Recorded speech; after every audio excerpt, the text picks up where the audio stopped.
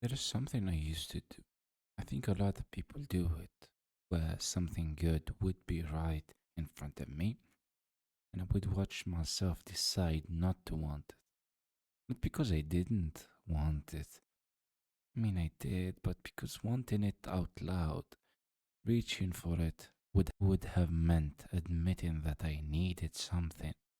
And needing something felt like losing, so instead, I would pull back. I tell myself, not now.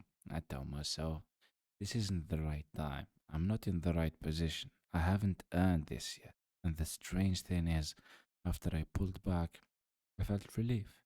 A little rush of something that felt like freedom, like I'd won something by refusing. And for a long time, I thought that relief was proof that I made the right decision, that I really didn't want the thing, that I was being disciplined, wise, or honest with myself. But here is the problem with that relief: if you genuinely don't want something, letting go of it costs nothing. You don't feel relief when you put down something you never picked up. Relief means there is something that was heavy in it. Relief means there was a price. And if there was a price, then the indifference was a performance. I was performing, not wanting. And I was so good at it that I'd convinced myself the performance was real. The reason I am telling you this is because years later I had read a book by a man named René Girard. And in that book, the diagnosis of the character, the hero of Albert Camus, the stranger, l'étranger, and the diagnosis was simple. He's doing exactly what I was doing, except Camus never let him get caught. If you've read The Stranger, you know the feeling of Meursault. His mother dies and notices the heat. A woman asks him if he loves her, and he says, probably doesn't mean anything. His boss offers him a position at Paris, and he shrugs. One life is as good as another. And you read his story, and you think that this man is free. He is not performing for anyone. He doesn't create approval. He doesn't pretend to feel something that he doesn't feel. Doesn't bend himself into shapes for other people. He's the most honest character in literature. That's how I read him when I was young, a couple of years ago. That's how most people read him, and that's exactly what Camus wanted. The question is that if Meursault really doesn't care what anyone thinks, if he truly is naturally indifferent, why does Camus need a courtroom full of people who misunderstand him? Why would you need something like that? Think about it. The entire second half of the novel is a trial where prosecutors and judges and journalists get Meursault wrong. They condemn him, and not for the killing, but for not crying at his mother's funeral, not for not performing grief. And Camus frames this as injustice. Society punishes the honest man for his honesty, but a truly indifferent man doesn't need judges to be wrong about him. He doesn't need an audience. The fact that Merceau's innocence requires the world to misunderstand him, the fact that his freedom only becomes visible against a backdrop of people who don't get it. That's the first crack in the system, because that structure, the lone, honest individual surrounded by a corrupt world that misunderstand him, is not new. It's the oldest romantic structure in literature. The hero is always the exception. The hero always escapes the curse that his creator throws at the rest of mankind, and there is always someone who comes out on top of the game unscathed, and that someone has to be the author before it is the reader, because Camus didn't create a free man. He created the latest version of a very old fantasy, the romantic hero who is above desire, and the only thing that changed was the direction. The old romantic hero proved their specialness by designing more intensity than everyone else. Meursault proves his by desiring less. The structure is identical. I'm still different from you. I'm authentic, and you are not.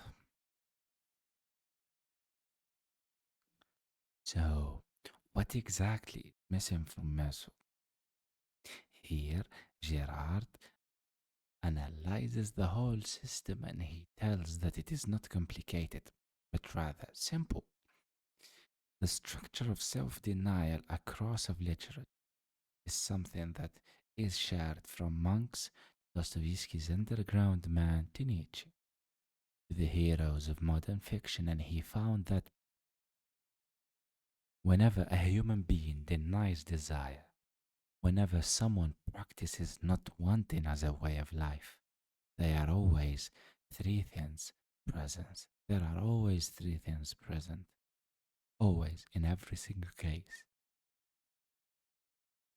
First, first, a method, the actual practice of denial is not a natural state, it's a discipline. The monk has his rules. The Stoic has the Stoic has his exercises. Even the person who pretends not to care at a party has a technique. The cost. Denial hurts. This is the only thing nobody can escape. The monk on the stone floor feels the stone. The person who walks away from something they want feels like walking. Your body registers something, but Mercer's mother died, and his body registers the sun, the glare on the coffin, the heat, but not the grief under control. Not grief converted into something else, just the sun. He erased the cause entirely. That is Camus. He gave us a man who loses his mother and feels weathers. And this is where the lie becomes visible, because we know, you know, I know, that when you deny yourself something you actually want, it costs something. It might be small, it might be enormous, but there is something. The body keeps the score, they say, except Mercer's body keeps no score at all. Third, a lie. The story you tell yourself about why the pain is good. This is the most human part. Every person who denies desire needs a narrative to justify the desire. The monk says, this suffering brings me closer to God. The person who pulled away from something they loved says, it's better this way. Now I can focus. I needed this. The lie covers the wound. It gives the pain a direction, a purpose, a story. Again, Meursault has no lie, not because he's honest, but because Camus gave him no wound to cover. No wound means no lie is needed. No lie means no mechanism is visible, and no visible mechanism is exactly what makes Meursault's life feel so clean, so pure, and so free.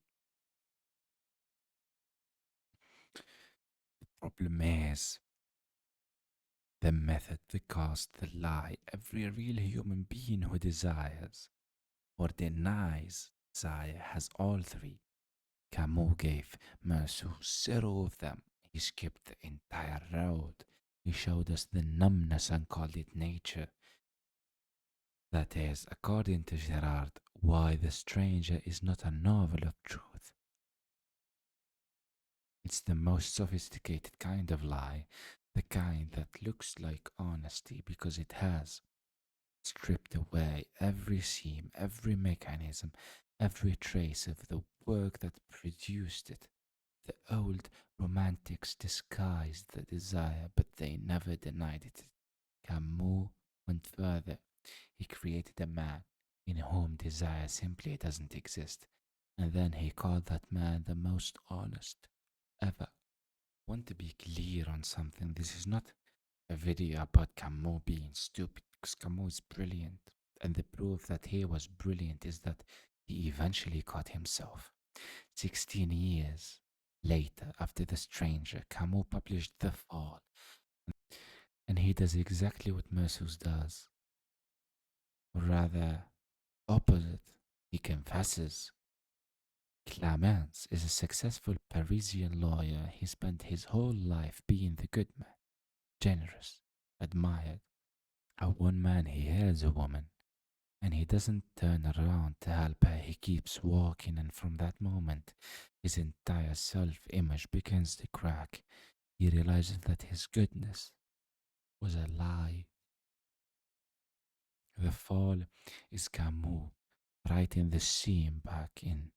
It's it's Camus saying the man I built in The Stranger, the man who needs nothing, is a lie. It's a fantasy, and now I'm going to show you what he actually looks like when the mechanism is visible. The Fall is Camus' novelistic conversion, the greatest novelistics ever. Cervantes, Dostoyevsky, Proust, they all eventually arrive at the moment where they recognize themselves in the lie they built, the romantic hero they created to protect their own image from collapsing. Camus got there. He's just got there in a different book, or rather, 16 years later. So, what separates a novel that lies from a novel that tells the truth? The question is simple, and the answer is simpler. A novel tells the truth when the author can see himself in his own character's performances. And as I explained, the novelistic truth, the great one, the one that we can call truth seekers, they start by satirizing other people's borrowed desire and end up by recognizing their own. That is the case. That's the conversion. That's what make a novel real. Camus built Meursault to prove that a man could live without needing, and then 16 later, he wrote to prove that he couldn't. At the beginning, at the beginning, I said that I used to perform not wanting, that I would pull back from something good and feel relief and call it the relief freedom. I still do it. The difference is that now, when the relief comes, I notice it. I notice that it has weight. I notice that it arrives like something landed, not like something leaving. That's it. That's the whole conversion Girard talks about. Not some grand revelation, a deathbed confession, or something where you feel the shame in your own indifference and you don't look away. Is that it? That's it. The question is not whether you desire. You do desire, everyone does. The question is whether you can see the performance, the method, the cost, the lie, or whether you need to stay invisible. Once you see the seam, you can't unsee it. And that's where the real story starts.